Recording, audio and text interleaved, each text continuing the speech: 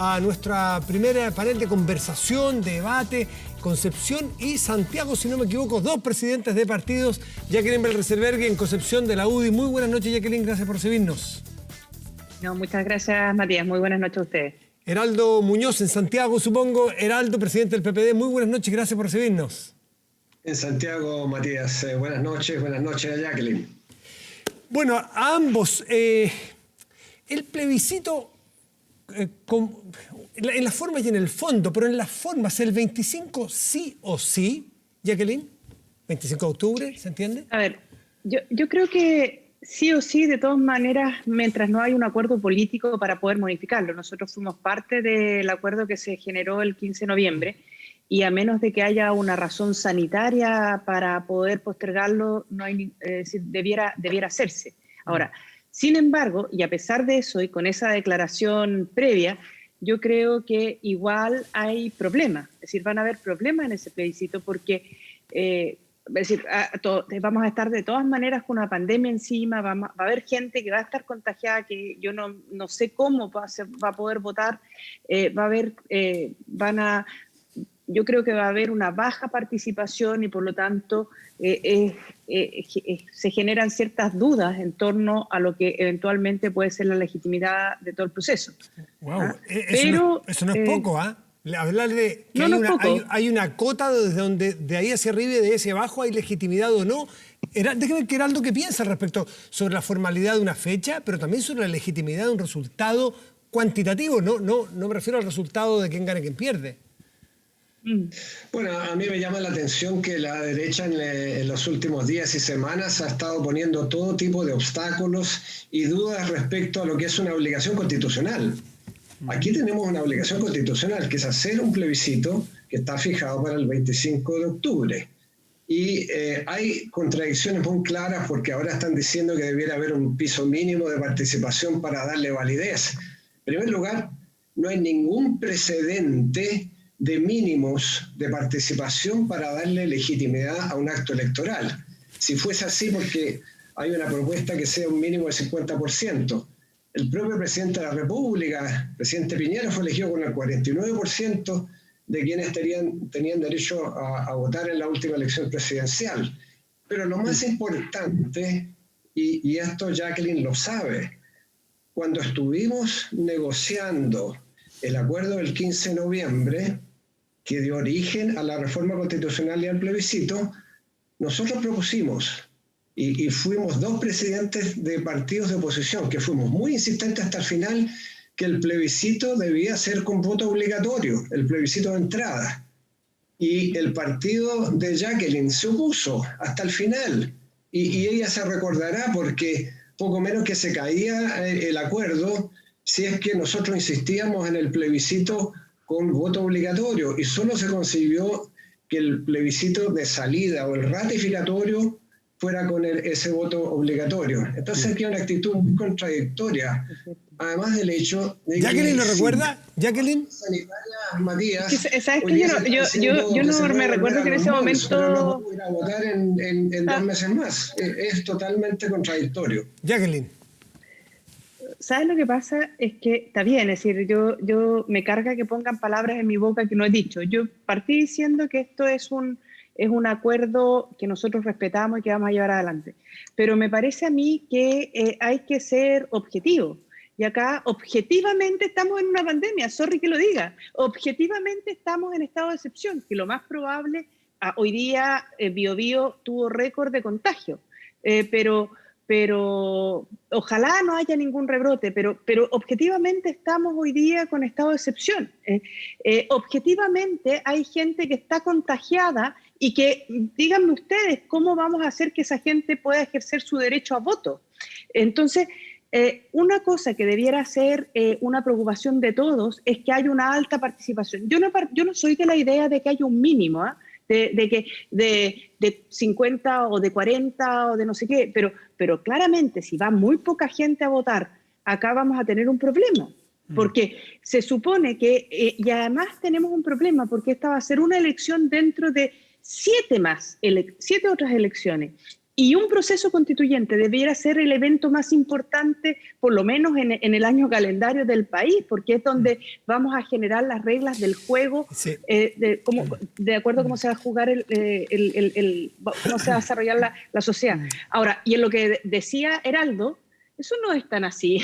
Yo no sé si yo soy médico y por formación lo de la negociación. Yo soy médico y por formación profesional tengo súper buena memoria. Es decir, los médicos en general, por formación tenemos que aprender muchas cosas, por lo tanto las cosas no se me olvidan. Oye, no se me olvidan. Yo también. Y la verdad es que el tema efectivamente se habló en algún minuto, para ser justo, se habló en algún minuto del tema del voto obligatorio, pero nadie quiso, Heraldo, y eso para ser justo, nadie quiso, no es que nosotros no hayamos querido eso, no es cierto, nadie quiso que entrar en la discusión de fondo de si se restablecía o no se restablecía el voto obligatorio. Es más, a última hora, por una presión de la democracia cristiana, particularmente por Chain, se dejó el voto obligatorio en el plebiscito de salida. Heraldo tiene un recuerdo pero eso distinto. fue a última hora. Sí. Mire, yo también tengo bien buena memoria y me acuerdo exactamente hasta la sala donde estuvimos conversando. Y efectivamente el presidente de la democracia cristiana y yo fuimos los que insistimos en la necesidad del voto obligatorio. Pero no para que fuera para todas las elecciones, no, respecto solamente al plebiscito de entrada y al plebiscito de salida, bueno, y nos tuvimos que quedar solamente con el plebiscito de salida. Pero lo que aquí estoy diciendo es que si hubiera habido un interés que votara a todo el mundo y asegurarnos de la máxima participación, bueno, esta habría sido una salida. Hoy día no pero sabemos... Pero en ese momento nadie pensaba que iba a haber pandemia. Sí sabemos lo que está pasando en otras elecciones en otros países del mundo donde se han realizado en contexto de pandemia elecciones muy importantes y con mucho éxito de participación. ¿Heraldo? Corea del Sur es una de ellas, donde la participación llegó alrededor del 67%, un éxito en la historia electoral de ese país, y se tomaron medidas sanitarias de resguardo. Aquí lo que hay que hacer es prevención. Esa es la tarea en que estamos concentrados. El gobierno tiene que garantizar que sea un plebiscito seguro y participativo. Para eso se están tomando medidas, algunas de las cuales ya están en esta reforma que le da al CERVEL facultades sanitarias conjuntamente para definirlas con el Ministerio de Salud, y va a tener que presentar un protocolo para asegurarle a la gente entonces que vamos a poder ir a votar sin ningún problema en términos de la salud de las personas y con máxima participación. Yo hago un llamado, por ejemplo, al gobierno, lo hemos dicho, para que el día del plebiscito tengamos transporte público gratuito, que es muy importante, particularmente para las zonas rurales más alejadas. Heraldo, déjeme... Estas medidas lo que va a permitir es ir a el plebiscito seguro y participativo. Además, siendo esto, Matías, un hecho histórico, porque esto no es cualquier elección, es un plebiscito donde la gente va a poder decidir. Heraldo, dígame una cosa, ambos presidentes de partido. Si es que lo decide a favor del apruebo, como creo que será el caso, bueno, sí será entonces una convención constituyente o una mixta. Sí. Y eso creo que es inédito y tenemos que hacer todo lo posible, las distintas fuerzas políticas, no para crear incertezas, sino que por el contrario, crear seguridad de que vamos a un plebiscito que va a ser seguro y participativo. A ver, sí, Jacqueline o Heraldo, los dos, si es que el día 25, ojalá no sea así, por razones no solamente políticas, sino que de salud, estuviéramos en un pic, estuviéramos en un momento realmente complicado, no es razonable, no es maduro que la clase política tenga un plan B que se vaya a activar en ese evento. No vaya a ser cosa que nos pille y que digamos, nos empecemos a echar la culpa entre todos. ¿Cómo no lo previmos? ¿Cómo no nos pusimos en ese escenario? Entonces, sentarse a conversar ahora las fuerzas políticas, cuando todavía no pasa, para activar o para sacar en algún momento el acuerdo que tengan desde ahora, si es que estamos en un momento realmente complicado que eventualmente no permita, por razones sanitarias, hacer un plebiscito. Y sin echarnos la culpa de que tú sospechas de que tú estás proponiendo eso porque no quieres el plebiscito, tú por esto, sino que sencillamente por un bien común. ¿Están abiertos los partidos políticos a ese plan B? Mira, bueno, yo creo, nosotros estamos, como dije cuando partimos de esta entrevista, nosotros firmamos el acuerdo y por lo tanto estamos disponibles para poder concurrir a él en la medida en que las condiciones se den. Pero si eventualmente un mes antes, como fue un mes antes de la fecha anterior, ¿cuándo era que se hacía? En abril, no me acuerdo. Sí, el 26 de abril. Y lo hicimos, nos sentamos en marzo. Y lo postergamos. Si ni Dios lo quiera, porque ojalá no suceda, pero si fruto de las situaciones que hemos visto de cierta irresponsabilidad en las conductas de las personas, se llegara a producir una situación sanitaria en que obliga a postergarlo, yo creo que hay que postergarlo de nuevo. Nadie está diciendo que hay que suspenderlo, pero yo creo que acá lo que no puede pasar es que un evento de esta naturaleza, que va a marcar el destino de Chile por los próximos años, finalmente se dé en unas condiciones que la no son las pregunta, adecuadas. un segundo, Jacqueline y Heraldo, el asunto que si llega a pasar eso no puede ser fruto de la improvisación del momento. La pregunta es si acaso no vamos a ser capaces como país y ustedes como representantes de la política de tener un plan que se active si se opera determinadas circunstancias sanitarias. Bueno, Matías, mira, yo creo lo primero es que el plebiscito se debe realizar el 25 de octubre. ¿Sí y o tenemos sí? que hacer todo lo posible por colaborar para que eso ocurra, desde el punto de vista sanitario, desde el punto de vista legislativo, desde el punto de vista político, ¿no? Y vamos en esa dirección.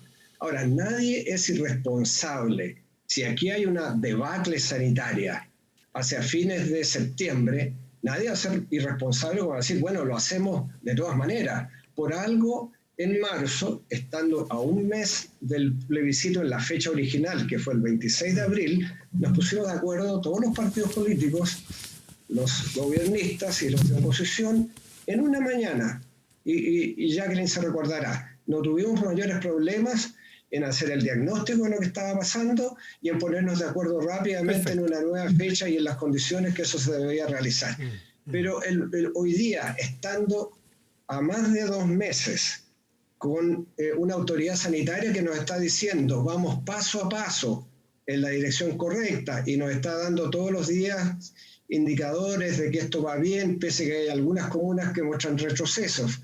Pero lo que nos está diciendo la autoridad es que, bueno, si somos disciplinados, podemos ir en la dirección correcta. Si eso es así, entonces hay que tomar más medidas para dar seguridad a la gente y no crear ahora incerteza si el plebiscito se va a realizar o no. El plebiscito hay que realizarlo. El presidente de la República incluso lo ha dicho, ¿no? La autoridad sanitaria también. Entonces caminemos en esa dirección sin poner obstáculos, porque además uno le entra en la sospecha, porque cuando hay tantos parlamentarios de derecha que empiezan a decir, bueno, ¿por qué no suspendemos el plebiscito? Que no haya convención. Jacqueline, ¿qué dice usted?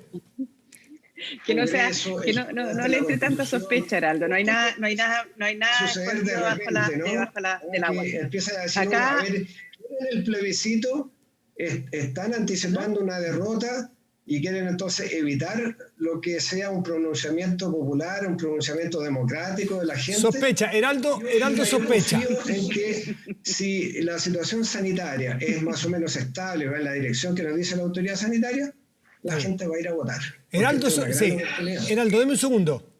Heraldo sospecha. Jacqueline, ¿quería usted aportar algo ahí? Sí, no, que esté tranquilo, que se relaje, como dicen los lolos, bueno, tranqui. Gracias, que no sospeche. me quedo tranquilo. Sí, ¿ah? Lo que sucede, sí, que acá no hay nada, y de hecho partimos diciendo, nosotros suscribimos un acuerdo y lo vamos a respetar y respetamos la palabra empeñada. Sin embargo, creemos que hoy día, de acuerdo a las han cambiado las condiciones del país y nosotros desde el punto de vista del rechazo, creemos que han aumentado las razones para votar rechazo.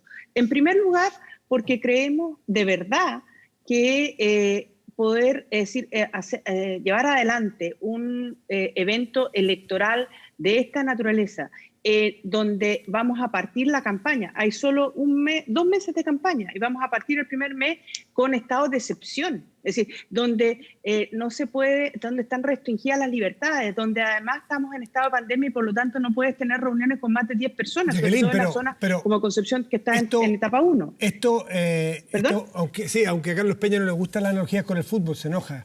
Pero esto es como si un partido, y Heraldo es muy futbolero, así que va a entender. Si es que hay una pelota está desinflada y la única pelota que hay o la cancha está mala, es para los dos. Es decir, si no se pueden hacer campaña, es para los dos. Así que esa no sería un obstáculo. Pero lo mismo, pero es que yo creo que ambas opciones, no es una más que la otra, ambas opciones, por eso es el proceso, no es una opción o la otra. Ambas opciones están, creo que necesita que la gente pueda conocer de qué se trata. Es decir, yo he visto publicidad de algunos parlamentarios en donde dice, ¿usted quiere más áreas verdes? Vote por el apruebo, necesita una nueva constitución. Eso no es cierto. Eso no es verdad. Entonces, lo cierto es que... la publicidad del rechazo. No, por lo mismo, no estoy diciendo que haya... Oye, Heraldo, pero déjame terminar. Entonces, no creo que... Lo que creo es que es importante que sea informada. Una campaña de esta naturaleza es importante que sea informada. Por lo tanto, por todas las opciones, no por una en particular.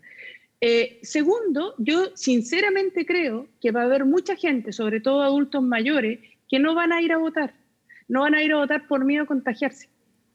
Tercero, tiene las personas que están infectadas.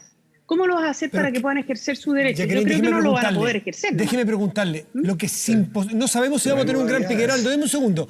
No vamos a ver si tenemos un gran pick. Yo creo que no. Ojalá que no. Sí. Pero lo que es inevitable es que al 25 de octubre vamos a tener pandemia todavía. Entonces, lo de la tercera edad... Sí, entonces, ¿cuál es su propuesta? ¿Que no haya plebiscito? Estoy yo extremando el ejemplo. Porque vamos a tener problemas con la tercera edad. Sí. Entonces, ¿cuál es la alternativa? Creo que son todas estas razones. Yo creo que si nosotros vamos a tener un proceso de eleccionario con estas características, que va a tener, por lo tanto, un problema de legitimidad de origen, tal cual tiene la Constitución hoy día, a mí me parece mucho más razonable que si vamos a tener 2 cámaras posteriormente, si llega a ganar el apruebo, vas a tener una cámara espejo a la Cámara de Diputados, con la misma forma en cómo se eligen, con nominada a las personas por los partidos políticos. No es cierto que ahí va a llegar gente, ciudadanos comunes y corrientes. Eso no es verdad. Van a ser personas nominadas por los partidos políticos y en un porporcentaje alto, parlamentarios que no pueden ir a la reelección. Entonces, van a ser, además con paridad de género, primera vez en la historia de Chile. Claro, pero 10% más. Y ojalá tengamos escaños reservados para los pueblos originarios. Pero yo quiero responderle las dudas que ha planteado Jacqueline, porque algunas de ellas yo creo que ameritan una reflexión. Ella dice, bueno, pero esto se va a realizar todavía en estado de calamidad, en estado de excepción. Pero yo quiero simplemente recordar que Chile hizo elecciones presidenciales en medio de la Guerra del Pacífico, el año 1881. Es decir, no suspendimos la elección en medio de una guerra, la guerra más importante que tenía nuestro país. Supimos respetar el sistema democrático y se hicieron las elecciones. Segundo, si la pandemia continúa hasta que tengamos vacuna, y probablemente Jacqueline sepa mejor que yo, pero yo me he informado bien con médicos especialistas, dicen que no vamos a tener vacuna antes de finales del primer trimestre del próximo año. Es decir, también vamos a suspender las elecciones de los constituyentes, las elecciones de alcaldes, las elecciones de concejales, todas las cuales están contempladas, gobernadores regionales, para el 11 de abril. Entonces, no, lo que hay que hacer es simplemente tomar las medidas sanitarias necesarias para darle seguridad a la gente. A los dos. Y cuando menciona, no sé si lo dijiste tú, Matías o Jacqueline, por ejemplo, los adultos mayores, bueno, justamente es lo que tiene que proporcionar en el protocolo el CERVEL, y tiene que haber un espacio solo para los adultos mayores, para que no se mezclen con el resto de la población y que tengan entonces seguridad, ir entre, no sé, las 8 y las 10 de la mañana, solamente adultos mayores. Déjeme, seguridad. Heraldo, no es física atómica, es lógica y tomar medidas preventivas. Heraldo y Jacqueline, para terminar, a los dos, ¿tienen la sensación de que en los últimos días se ha abierto una compuerta donde la carrera presidencial se adelantó, se aceleró, se apuró en todos los sectores?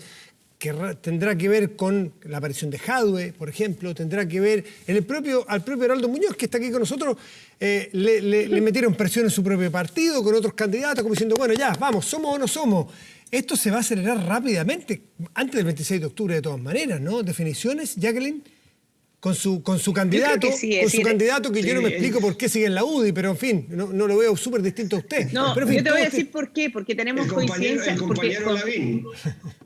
No.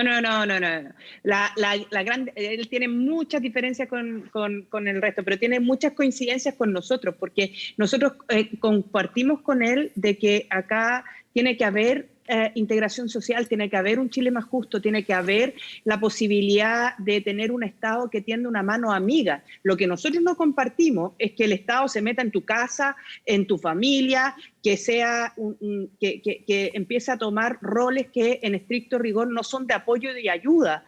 Pero nosotros creemos que tienen que haber derechos, digamos que tienen que haber un Estado fuerte que vaya a ayudar a aquellas cosas que las personas no pueden hacer por sí mismas y compartimos, por ejemplo, y de hecho nosotros estamos tratando de impulsar y lo hemos hablado en el gobierno de que haya, creo que en una entrevista hoy día lo dijo Lavín, que haya, ojalá podamos avanzar hacia una pensión básica universal.